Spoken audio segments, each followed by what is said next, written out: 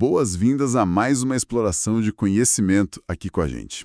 Hoje vamos mergulhar numa imagem que talvez muita gente ainda tenha na cabeça, sabe? A do bibliotecário, do arquivista, aquela figura clássica, né? Talvez meio cercada de silêncio, pilhas de papel, livros. Pois é, a ideia é confrontar um pouco essa imagem com o que está rolando hoje, investigar o perfil desse profissional atualmente. E para guiar a gente nessa conversa, temos um artigo científico bem recente, saiu agora em 2025 na revista Informação e Informação. O título é Perspectivas acerca do perfil do mediador da informação. É um trabalho resultado de uma revisão de literatura feito por pesquisadores lá da UFBA e da UNEB na Bahia. Então, nosso objetivo aqui é tentar entender quem é esse mediador da informação no século XXI. Quais são, as características-chave que a pesquisa acadêmica mais recente está destacando? Preparados para, talvez, rever uns conceitos? É. Ok, vamos lá, vamos analisar isso. Exatamente. O estudo ele buscou justamente mapear, sistematizar o que a literatura da área está discutindo sobre competências. E aí entra conhecimento, habilidade, atitude, tudo que é considerado fundamental para esses profissionais hoje. E o ponto central, como o título já entrega um pouco, é essa ideia de mediação da informação. Mediação da informação. Isso já soa um pouco diferente de só, organizar ou guardar informação, né? O que seria exatamente essa mediação nesse contexto aí do artigo? Olha, significa ir bem além da tarefa de organizar acervo ou entregar um documento que alguém pediu, sabe? A mediação ela é entendida como um processo ativo mesmo, de facilitar a interação das pessoas com a informação. É sobre construir pontes, entende? Ajudar o indivíduo não só a achar o que procura, mas a se apropriar daquilo, a dar sentido, a usar essa informação de um jeito que faça diferença na vida dela, no trabalho, nos estudos. Entendi. Quer dizer, a ponte não é só entre a pessoa e o livro ou o arquivo. Não. É mais entre a pessoa e o conhecimento que pode surgir dali. É uma mudança de foco bem grande, né? Precisamente.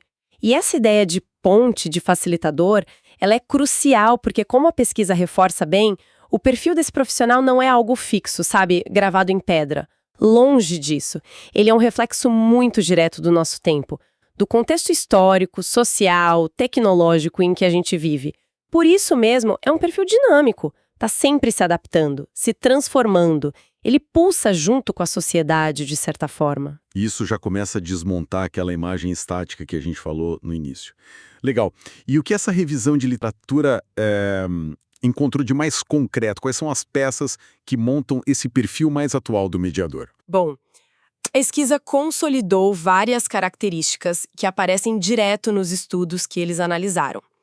Uma delas, talvez a mais óbvia hoje em dia, é o domínio das tecnologias da informação e comunicação, as famosas TICs. Claro, isso parece quase um pré-requisito básico, né? Sistema de busca, base de dados, digitalização, rede social, a tecnologia está em tudo. Mas imagino que não seja só saber apertar os botões, certo? Deve ter algo mais aí. Exato.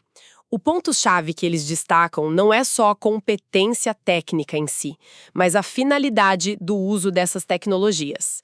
A literatura aponta que as TICs são vistas como ferramentas poderosas para quê? Para ampliar o diálogo com o usuário, para melhorar a interação, para tornar o acesso à informação mais fácil e, o que é crucial, para ajudar na apropriação dessa informação. Ou seja, a tecnologia, ela está a serviço da conexão humana, do aprendizado, não é um fim em si mesma, sabe? Pensa num catálogo online que não só lista os livros, mas te dá recomendação personalizada, permite interação entre leitores, conecta com o evento da biblioteca. A tecnologia amplia o alcance da mediação, entende? Entendi. E essa ideia de diálogo e interação com o usuário, ela aparece com força mesmo no estudo, né? Isso me parece um afastamento ainda maior daquela imagem do profissional isolado. É tipo uma virada para o lado humano da coisa. Sem dúvida alguma. Olha, o fascinante aqui é que essa é talvez a tendência mais marcante que a pesquisa identificou. Existe um movimento muito claro na literatura, sabe? Em direção a uma perspectiva mais humanista, mais crítica e, fundamentalmente, dialógica. O holofote sai do objeto, o livro, o documento, a coleção, e se volta para a pessoa, para o sujeito que busca informação. As necessidades reais dessa pessoa, que às vezes nem ela sabe direito expressar, o comportamento informacional dela, as dificuldades, o contexto cultural, social, tudo isso vira o centro. Aqui fica bem interessante mesmo, porque isso implica uma mudança radical na postura do profissional, né?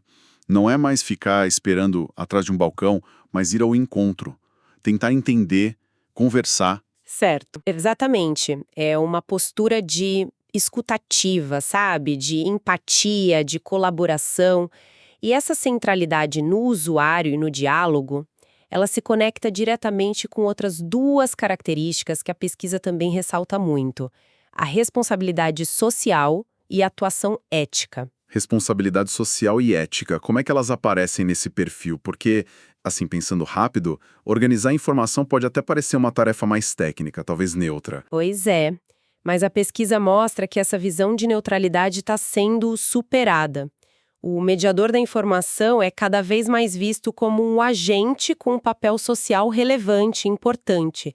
Isso envolve uma atuação ética consciente, que vai muito além de só seguir regra de catalogação, por exemplo. Significa promover um acesso mais justo, mais equitativo à informação, combater barreiras, sejam elas sociais, econômicas, digitais, garantir pluralidade de vozes, de perspectivas nos acervos, nos serviços, agir com integridade na curadoria, na disseminação da informação. Pensa, por exemplo, na responsabilidade de garantir acesso à informação confiável hoje, em tempos de tanta desinformação.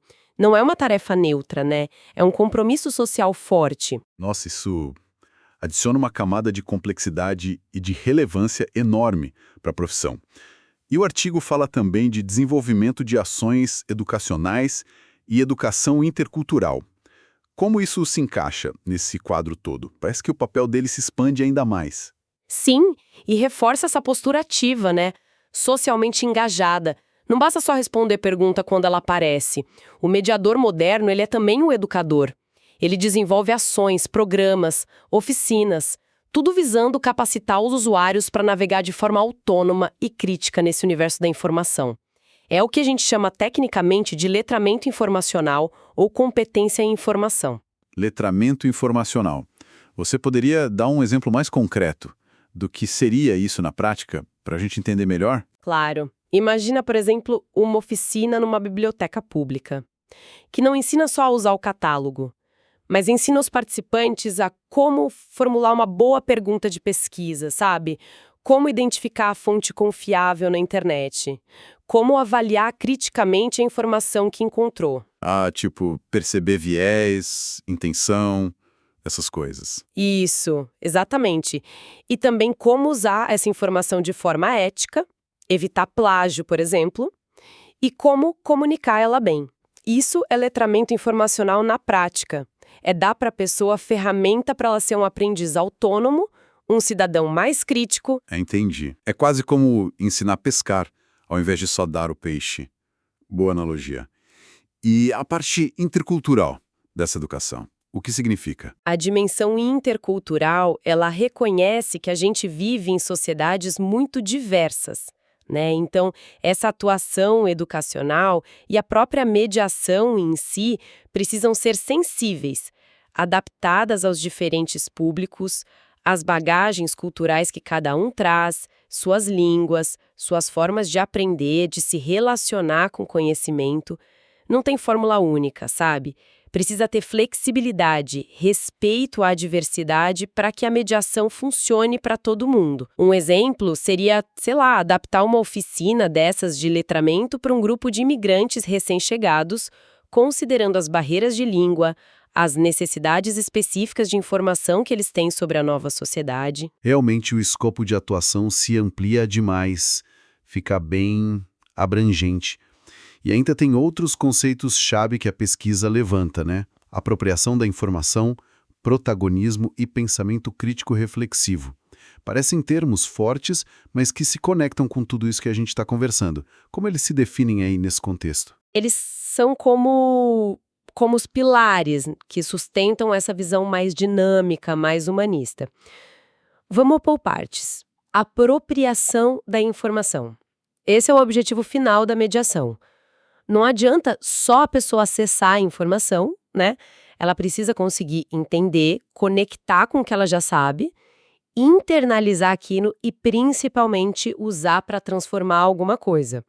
Seja resolver um problema prático, tomar uma decisão mais informada, gerar uma ideia nova, ou simplesmente matar a curiosidade e aprender. A mediação que funciona de verdade leva à apropriação. Pensa na diferença entre só ler uma notícia sobre uma lei nova e realmente entender como ela afeta a sua vida e o que você pode fazer a respeito. O mediador ajuda a dar esse salto do acesso para a apropriação. Certo. Faz sentido. E o protagonismo? Isso se refere mais ao profissional ou ao usuário? Principalmente ao profissional, mas acaba impactando o usuário também. O protagonismo indica que o mediador não é um personagem secundário, sabe? Um mero intermediário que só reage. Ele deve ser um agente proativo, que toma a iniciativa. Ele identifica necessidades de informação na comunidade que não estão sendo atendidas, propõe serviço novo, busca parceria, cria projeto inovador, defende o valor da biblioteca, do arquivo. Ah, entendi. É alguém que não fica esperando as coisas acontecerem, mas que faz acontecer. Assume um papel de liderança mesmo na promoção do acesso e do uso da informação. Por exemplo, um arquivista que percebe que falta registro sobre um grupo minoritário local e começa um projeto para coletar e preservar essas histórias. Isso é protagonismo. Entendi. Bem ativo mesmo. E o pensamento crítico reflexivo? Esse parece ser a base para tudo isso funcionar, não? Exatamente. É a competência que meio que atravessa todas as outras. É fundamental para o próprio mediador, né, que precisa o tempo todo analisar o contexto onde ele atua, avaliar a qualidade, confiabilidade das fontes, refletir sobre a eficácia das próprias práticas de mediação, tomar decisão ética, que às vezes é complexa, mas tão importante quanto, o mediador deve fomentar o pensamento crítico reflexivo nos usuários. Como assim, fomentar nos usuários? De que forma isso acontece na prática? Ao invés de só entregar a resposta pronta, sabe? O mediador pode fazer perguntas que estimulem a pessoa a pensar, tipo, de onde vem essa informação? Qual o propósito dela? Será que tem outras perspectivas sobre esse assunto? Como você pode checar se isso é confiável? Ele pode promover debate, apresentar diferentes pontos de vista sobre um tema, ensinar a ferramenta de checagem de fatos. Entendi. O objetivo é ajudar o usuário a não ser só um receptor passivo, mas alguém que questiona, que analisa, compara e forma as próprias conclusões de um jeito fundamentado. Se a gente conectar tudo isso, né, o quadro geral que emerge é o de um profissional super multifacetado. Ele é tecnologicamente hábil, sim, mas também um comunicador empático, um educador engajado, eticamente consciente, socialmente responsável e, acima de tudo, um catalisador do pensamento crítico e da autonomia intelectual das pessoas. Uau! Realmente, é uma imagem muito, muito distante daquele estereótipo do começo da nossa conversa. A complexidade e a importância social desse perfil são enormes. Mas uma questão que me surge agora. Com tanta demanda, tecnologia, comunicação, educação, ética, protagonismo, isso não vira um perfil quase sobre-humano? O artigo chega a abordar os desafios de colocar tudo isso em prática. Olha, o artigo foca mais na descrição do perfil que a literatura aponta como ideal, né? Mas, implicitamente, essa complexidade toda já aponta para desafios bem reais, sim. Conciliar, por exemplo, a necessidade de estar sempre atualizado tecnologicamente com o desenvolvimento de habilidade interpessoal, pedagógica. Isso exige investimento pesado em formação contínua. Exige tempo para refletir, para planejar. E são recursos que, vamos combinar, nem sempre estão disponíveis, né? Verdade. Além disso, assumir esse papel mais ativo, protagonista, pode encontrar resistência dentro das próprias instituições ou exigir habilidades de negociação, de liderança, que precisam ser desenvolvidas. A pesquisa mapeia o horizonte desejado, o ideal, mas a implementação na prática com certeza enfrenta obstáculos. Entendo. É o norte, né? O ideal que a área busca, mesmo que a jornada para chegar lá seja bem desafiadora. Então, para a gente ir amarrando essa exploração rica que a gente fez a partir do artigo, o que fica como mensagem principal? Qual o resumo da ópera? A mensagem central, eu diria, é que o papel do bibliotecário e do arquivista como mediadores da informação passou por uma transformação muito profunda. Aquela ênfase antiga na guarda, na organização dos acervos, embora ainda seja importante, claro, ela deu lugar a um foco muito maior nas pessoas, no diálogo, na capacitação, no impacto social da informação. As competências tecnológicas são essenciais, sim, mas elas são um meio para um fim maior, que é conectar pessoas ao conhecimento de forma significativa, crítica e ética. É uma mudança de paradigma mesmo, de um profissional focado mais em objetos, livros, documentos, para um focado em processos, aprendizagem, diálogo, crítica e em pessoas, usuários, comunidade, é isso? Exatamente. É um perfil que responde diretamente às necessidades de uma sociedade que está, de certa forma, afogada em informação, mas muitas vezes carente de orientação para navegar nisso com discernimento. A valorização dessa dimensão humanista, crítica, dialógica, sinaliza a relevância desses profissionais como arquitetos de pontes mesmo. Pontes para o entendimento, para a aprendizagem contínua, para o exercício da cidadania nessa era digital tão complexa. Eles são, ou pelo menos deveriam ser, peças-chave na construção de comunidades mais informadas, mais reflexivas, capazes de tomar decisões conscientes. Isso levanta uma questão importante, que talvez até vá um pouco além do escopo do artigo, mas que ele inspira muito. Será que a percepção geral da sociedade sobre bibliotecas, arquivos e esses profissionais acompanha essa evolução toda? Será que a gente valoriza esses espaços e essas competências de acordo com essa visão mais dinâmica, mais essencial que a pesquisa descreve? Fica a pergunta no ar. É uma reflexão crucial, sem dúvida. E para quem acompanhou a gente até aqui, fica então uma provocação para levar consigo, inspirada por essa nossa análise. Se a gente começar a ver e a interagir com bibliotecários e arquivistas, não mais como aqueles guardiões silenciosos, sabe? Mas como esses mediadores dinâmicos que a gente descreveu, esses parceiros no diálogo, na aprendizagem, no desenvolvimento do pensamento crítico, como será que isso poderia transformar a nossa própria relação com a informação, com o conhecimento? Que novas portas para a aprendizagem pessoal, para a participação na comunidade, para o fortalecimento da democracia, poderiam se abrir a partir dessa relação renovada? Fica aí a reflexão para todo mundo.